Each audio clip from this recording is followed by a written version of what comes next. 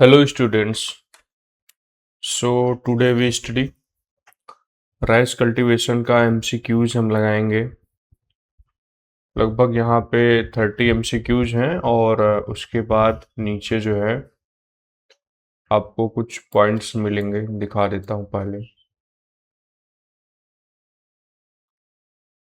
ये कुछ टेबल के फॉर्म में इम्पोर्टेंट क्वेश्चंस हैं, आप इसको भी पढ़ेंगे। लेकिन उससे पहले हम 30 क्वेश्चन लेके आए हैं, बहुत ही शानदार क्वेश्चंस हैं राइस के ऊपर। तो आई विश कि आप सभी इसको पूरा करेंगे और इसका रिवीजन भी करेंगे। तो बिना समय गंवाए चलो शुरू करते हैं। तो हियर योर फर्स्ट क्वेश्चन।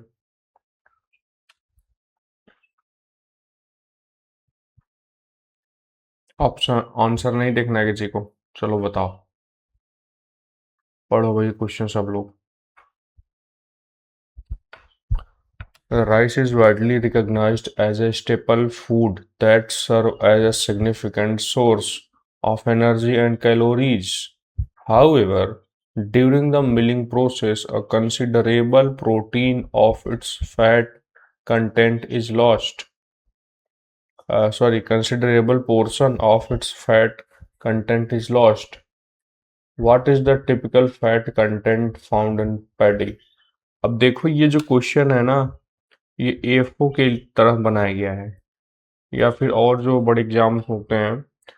आप लोगों ने देखा होगा अगर एग्जाम दिया हो कभी, तो ऐसे क्वेश्चंस आते हैं, पहले राइस के बारे में बताएगा, उसकी ढेर सारी तारीफ करें, फिर लास्ट में छोटा सा लाइन लिख देगा what is typical fat content found in patty.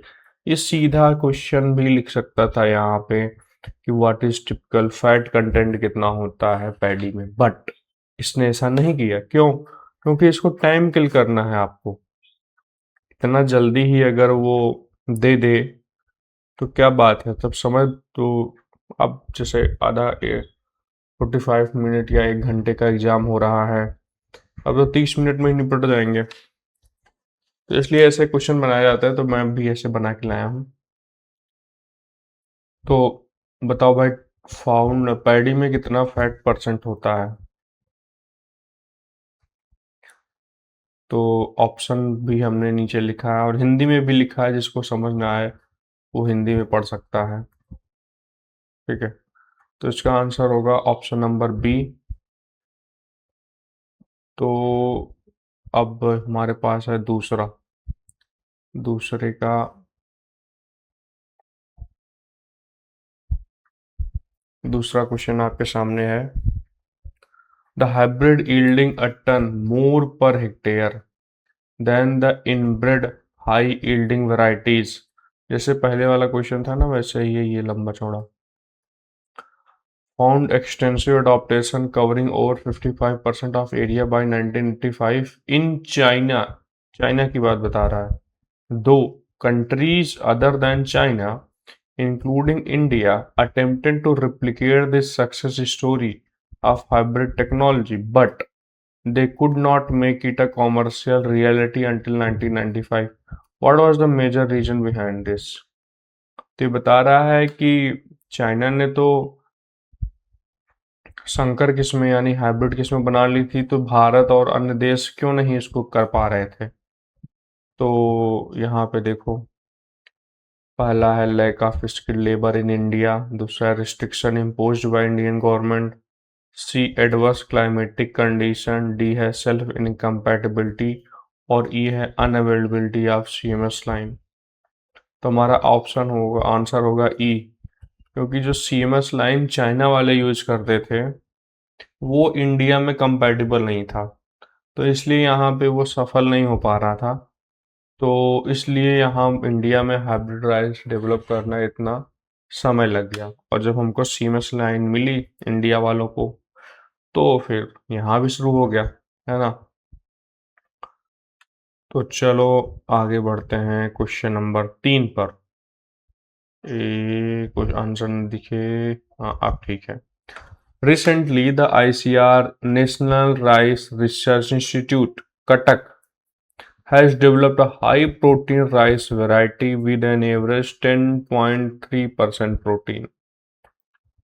10.3% protein को उसने बनाया है by improving the popular yielding variety Naveen. Naveen को जो है इम्प्रूव करके एक नई राइस वैरायटी बनाई है जिसमें 10.3% प्रोटीन है। ऐसे राइस वैरायटी का नाम पूछा है। DRR धान 45, DRR धान 48, धान 49, धान 310, CR धान 310। तो हमारा आंसर होगा इसमें डी।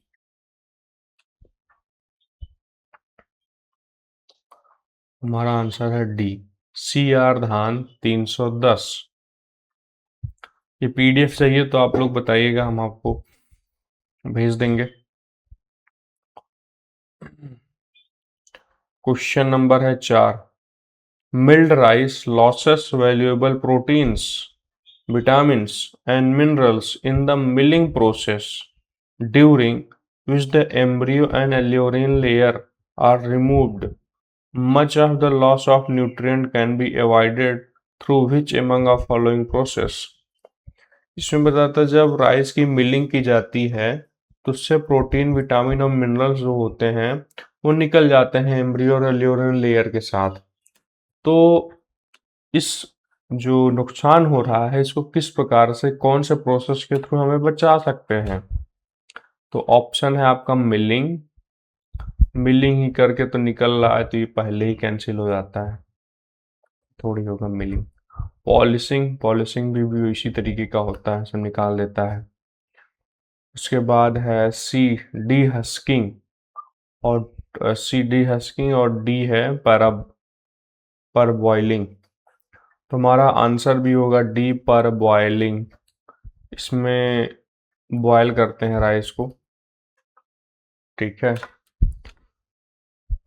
क्वेश्चन नंबर 5 है rice growing season very in different parts of India depending upon the temperature, rainfall and other climatic condition. What the temperature requirement for blooming of rice crop? यहाँ भी देखो question तो इतना ही है but लेकिन इसको इतना लंबा चौड़ा लिखा है, आपका समय की लो, ठीक है। तो practice is the key of success, तो हम लोग प्रैक्टिस करते रहेंगे। तो चलो इसका आंसर देखते हैं। ब्लूमिंग राइस क्रॉप के ब्लूमिंग के लिए टेम्परेचर कितना होना चाहिए? ब्लूमिंग यानी जब फूल आता है उसमें, है ना। तो आंसर होगा आपका 26 से 5। तो यहाँ पे आंसर दिया गया है option number A, 26.5 degree Celsius to 29.5 degree Celsius. आगे बढ़ते हैं क्वेश्चन नंबर 6 पे। Which among the following system of rice cultivation may have no standing water on the soil surface 48 hour after cessation of rain or irrigation? इसमें पूछा है कौन सा system है राइस कल्टीवेशन का, वो बताना है, ठीक है। It is followed in almost all the rice growing state in India but is mainly confined to tracts that do not have adequate irrigation facility. The land is plowed several times in summer to get the necessary tilth, and sowing of rice is usually done in May-June. In case of, अरे क्या हो रहा है? In case of crop dependent on southwest monsoon, and in September for the crop dependent on northeast monsoon. जिसको समझ नहीं आया वो हिंदी में पढ़ ले। इसमें लिखा है कि ऐसी कौन सी खेती की प्रणाली है जिसमें वर्षा या सिंचाई करने के 48 घंटे के बाद भूमि की सतह पर पानी खड़ा न रहे, यानी कि पानी सूख जाता है, ठीक है। तो इसका देखते हैं ऑप्शन क्या क्या दिया है। पहला है इरिगेटेड, खरीफ बोलेंगे उसको, इरिगेटेड ट्रांसप्लांटेड रबी बोलेंगे, या रेन फेड लो लैंड बोलेंगे, या रेन फेड अपलैंड बोलेंगे, डीप वाटर कोस्टल लैंड बोलेंगे, क्या बोलेंगे? तो इसका हमारा सही आंसर है option number D, rain fed upland. Question number 7 आप सभी के सामने है, ये रहा। Approx 150 mats are required for transplanting 1 acre area while raising rice seedling through mat type nursery.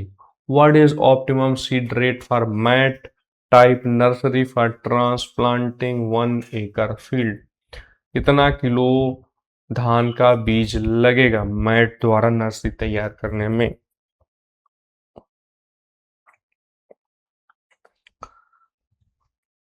यहाँ पे हमारा आंसर है ऑप्शन नंबर सी, 10 से 12 किलो।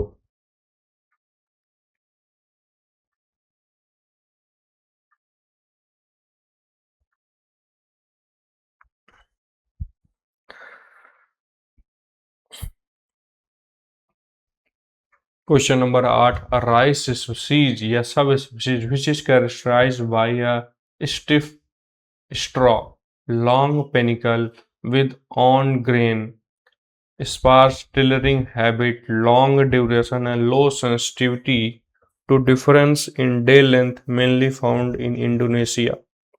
कौन सी राइस की ऐसी स्पीसीज है जिसकी विशेषता कठोरता, दाढ़ीदार दानों वाली लंबी बालियां, कम टिलरिंग, लंबी अवधि तथा दिन की लंबाई में अंतर के प्रति कम संवेदनशीलता है, जो मुख्यतः इंडोनेशिया में पाई जाती है? इंडोनेशिया में कौन सी पाई जाती थी? इंडिका तो इंडिया की है, जैपोनिका जापान में पाई जाती है ना? तो यहाँ होगा ऑप्शन सी, जैवानिका। जैपोनिका तो जापान की है ना। जैपोनिका, जैपोनिका, पोनिका। Question number 9, what is suitable plant population for short duration rice variety? 1 hectare में शॉर्ट ड्यूरेशन वैरायटी की पौधों की संख्या कितनी होनी चाहिए?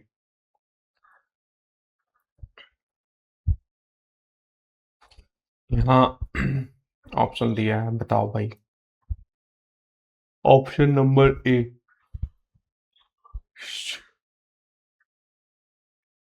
6,66,666 प्लांट पौध पर हेक्टेयर। क्या बात है। एग्री क्विजर को सब्सक्राइब कर लेना सब लोग।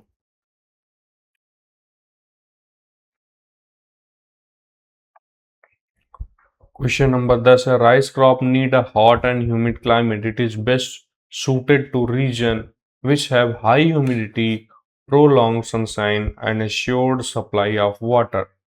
At the time of ripening, the temperature should be between. Ripening के समय राइस क्रॉप के लिए बेस्ट टेम्परेचर क्या है? राइपनिंग है यहाँ पे, राइपनिंग बताओ। 26, 26.5 to 29.5 या 20 से 25 degree, 35.5 to 36 degree, 18.8 to 20.2 degree, 30 to 34 degree. तो यहाँ हमारा ऑप्शन है बी, 20 to 25 डिग्री सेल्सियस। ठीक है। पकने के समय राइस में टेम्परेचर इतना होना चाहिए, 20 to 25 डिग्री सेल्सियस। ये सब चीजें जल्दी भूल जाती हैं, लेकिन क्वेश्चन आते हैं इस एग्जाम में। What is suitable sowing time of aman rice? Aman rice की उपयुक्त बुआई समय क्या है? नवंबर दिसंबर, सितंबर अक्टूबर, जून जुलाई, मार्च अप्रैल, मई जून, क्या है सही समय? तो हमारा आंसर है सी, जून एंड जुलाई।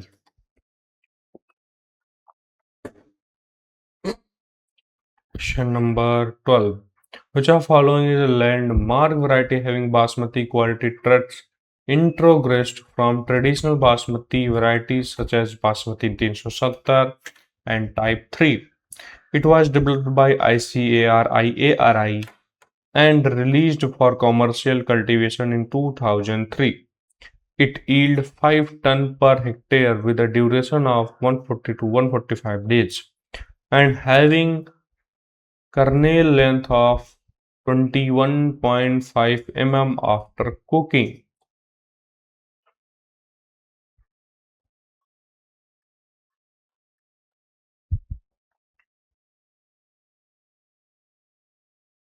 कौन सा इसमें होगा? वैरायटी का नाम पूछा है। पूसा बासमती 1509, बासमती 564, पूसा बासमती 1609, पूसा बासमती 1728, पूसा बासमती 1121। तो ऑप्शन यहाँ पे ई है, पूसा 1121। 1121 ऐतिहासिक किस्म है, वाओ, लैंडमार्क वैरायटी। 1121 याद रखेंगे। क्वेश्चन नंबर है 13।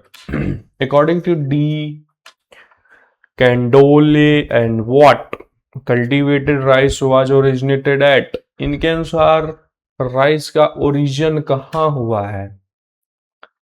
ये बहुत अच्छे लोग हैं, इन्होंने बताया है कि साउथ इंडिया में कल्टिवेटेड राइस का ओरिजिनेशन है। Option C, South India.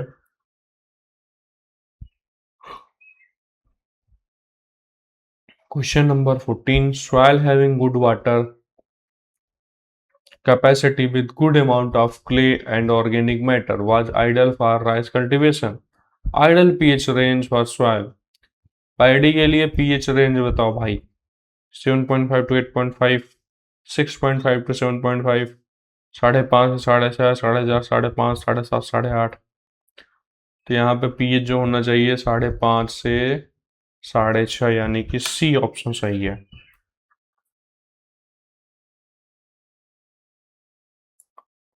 Question number 15। Harvesting of paddy should be undertaken as soon as rice grain mature in early and medium duration varieties 25 to 30 days after flowering and 35 to 40 days after. In late varieties is considered a proper stage of harvesting.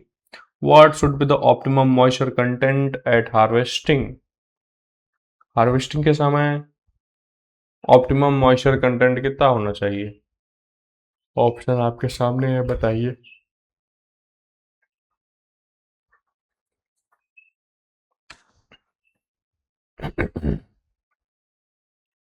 Option number E 20%। Rice cultivation in India showcases remarkable adaptability as it thrives under a wide range of soil conditions, including alkaline, acidic, and other diverse soil types. Given this versatility, the Amar rice variety holds a significant agricultural importance.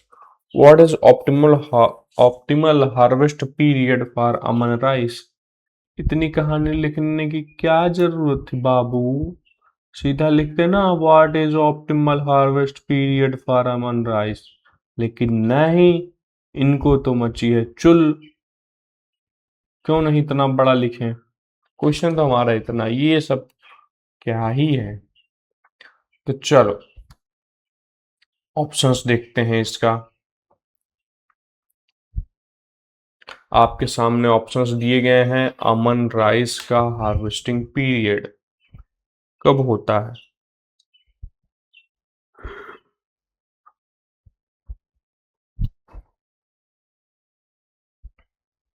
Option A, नवंबर से दिसंबर महीने में।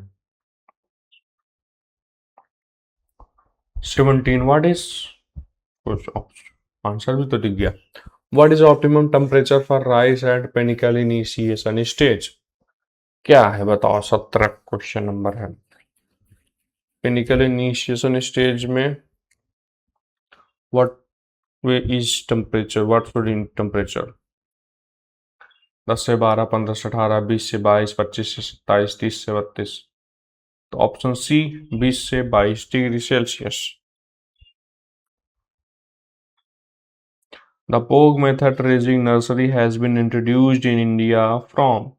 The पोग method की, dapog method से जो nursery को raise करते हैं वो इंडिया में कहाँ से लाई गई? China, Israel, Japan, south Africa and Philippines. तुम्हारा सही आंसर होगा Philippines. Option number E. Next question. Rice crop should be harvested as soon as it mature.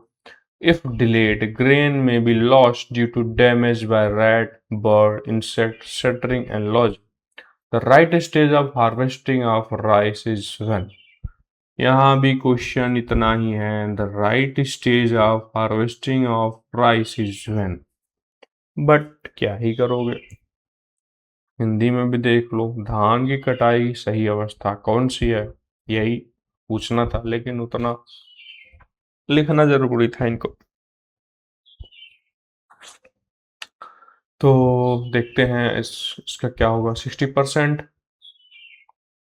B है 70%. पिनिकल है अबाउट 99% ripened spikelate.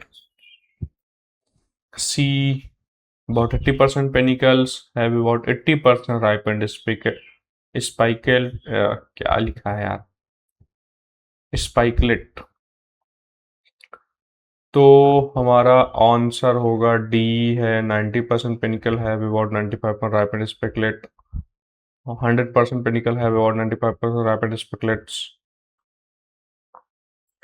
तो ऑप्शन सी है, जब 80% panicles हो जाते हैं, 80% राइपेंड स्पेकुलेट्स भी हो जाते हैं,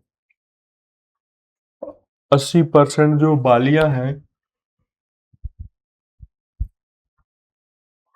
उनके 80% दाने पक चुके हों तो हमको हार्वेस्ट कर लेना चाहिए. Looking into labour scarcity, mechanical transplanting is emerging option for paddy transplanting, but which of following nursery is considered as prerequisite for mechanical paddy planter. ऐसी कौन सी नर्सरी है जो कोई प्लांटर के थ्रू की जा सकती है. दापोग, ड्राई बेड, वेट बेड, ये सब तो. मैट जो है नर्सरी मैट, ये बेस्ट होती है मैकेनिकल ट्रांसप्लांटिंग के लिए. Option number D. Next question. Which part of paddy can be particularly use in manufacture of insulation material, cement, cardboard and as a litter in poultry keeping. क्या ही question पूछ लिया है. धान का कौन सा भाग है तो सीमेंट, कार्डबोर्ड और पोल्ट्री में बिछावन के रूप में उपयोग किया जाता है. लिटर. आप सबको पता है भूसी को यूज करते हैं हम लोग, चावल की भूसी यानी, ओ सॉरी, यहाँ दो गलत लिख दिया, चावल की भूसी थोड़ी हो गई. तो हल जो होता है, राइस की भूस, धान की भूसी या हस्क, हुल, हल जो भी बोले, वो हम यूज करते हैं. ऑप्शन नंबर है D. Busning is practiced in direct seeded lowland rice in Odisha, Madhya Pradesh, Bihar. The practice involves cross plowing the young crop 4 to 6 weeks after sowing with a light country plow in 5 to 10 centimeters standing water once or twice, depending upon the density of weeds and crop stand. If there are too many weeds, it is followed by planking. Following this operation, the crop is weeded, thinned, and the gaps are filled with uprooted seedling. तो operation is called, ये जो सारा process होता है इसको कहते क्या है. चलो ऑप्शन देखते हैं. ब्यूसन, बियासी, खलुआ, बेटिया, भद भदाई, खुआरी, कुआरी. तुम्हारा सही है खेलुआ, खेलुआ.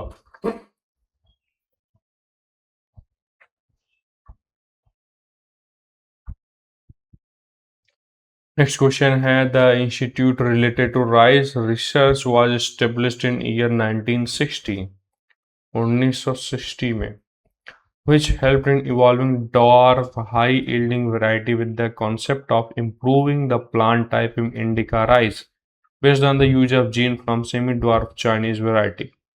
उस इंस्टीट्यूट का नाम बताओ भाई.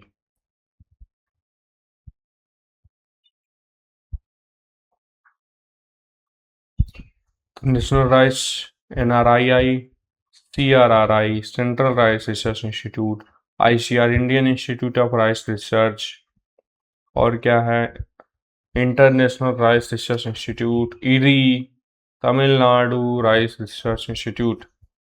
तो इसका आंसर मुझे इरी लग रहा है और option D is correct answer.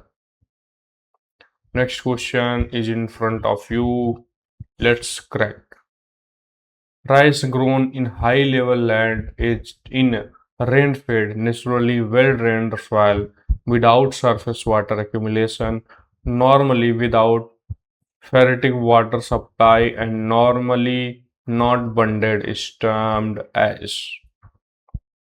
जहाँ मड़बंदी भी नहीं होती, सामान्य भूजल की आपूर्ति भी नहीं होती, सतही जल का जमाव भी नहीं होता और अच्छी जल निकासी वाली ऊंची भूमि में ये उगाए जाते हैं, ऐसे धान को कहते क्या हैं बताओ? कुवारी, बाटिया, सराई कल्टीवेशन, अपलैंड राइस। जहां ये सारी समस्याएं होंगी वहां अपलैंड राइस ही होगी, तो हमारे ऑप्शन है बी। नेक्स्ट क्वेश्चन आपके सामने है, क्वेश्चन नंबर 25। 5 क्वेश्चन और बचे हैं, पूरा करके जाइएगा। Rice growing season vary in different parts of India depending upon temperature, rainfall, and other climatic conditions. What is the suitable sowing time for oats rice?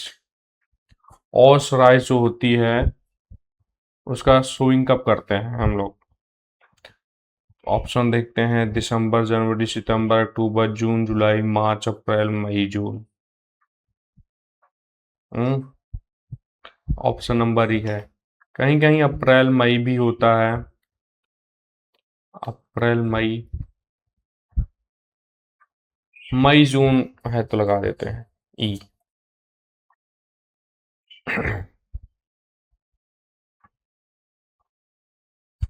Next question आप सभी के सामने है, 26 नंबर। हाई यील्डिंग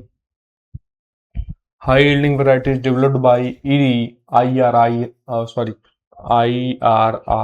इसको बहुत लोग eerie बोलते हैं, eerie, were highlighted during the international rice year in 1966 by ICR through national demonstration trial. This was the beginning of moving towards self-sufficiency in rice production when the ICR launched All India Coordinated Rice Improvement Project AICRIP that helped in coordination of interdisciplinary and interinstitutional research on national basis for improving the production, productivity and profitability। ये इतना सारा कहानी बताया, इसकी परियोजना की शुरुआत कब हुई थी? यानी all India coordinated rice improvement project AICRIP पर प्रारंभ कब हुआ था? 92, 62, 65, 67, 2011। तो हमारा ऑप्शन है सी, 1965 में।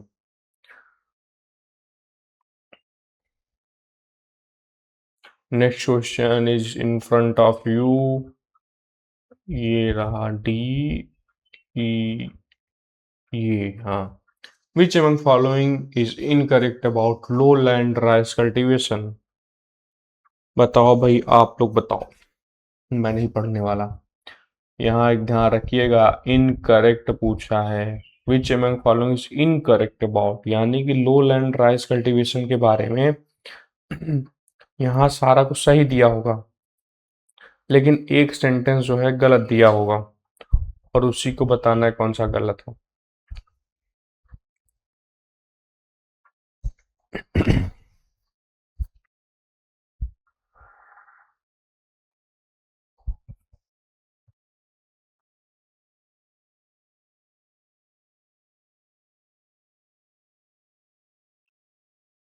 आई थिंक आप लोगों ने पढ़ लिया होगा,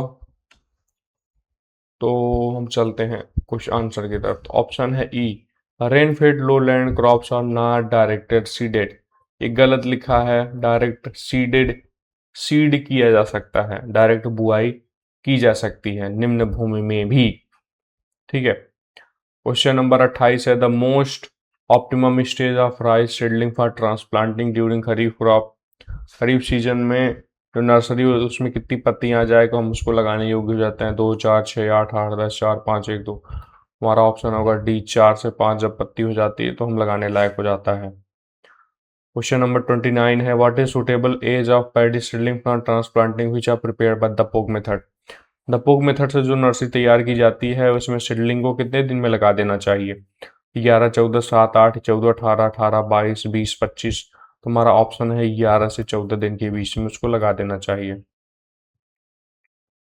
last question, rice is a staple food of more than 60% of the world population. About 90% of all paddy grown in the world is produced and consumed in the Asian region. Paddy is a, बाप रे, पहले कहानी बताओ पूछो paddy क्या होता है। Self pollinated and long day plant, cross pollinated and long day plant, self pollinated and short day plant, cross pollinated and short day plant, cross pollinated day neutral plant. बताओ कौन सा होता है, जल्दी जल्दी बताओ। तो इसका आंसर है C, self pollinated and short day plant होता है। सो यहाँ पे हमारा होता है खत्म, और आप सभी जो है ये नीचे वाली जो टेबल दी गई है इसको आप लोग पढ़ लीजिएगा, ठीक है। मिरेकल राइस ऑफ इंडिया को जया जया है, miracle rice of India. So I think you like this session and this will help you for your further examinations। तो मिलेंगे आप लोगों से एक नए वीडियो में, आप लोग पढ़ाई करते रहिए, ठीक है। चलो इसी के साथ समाप्त करते हैं क्लास को।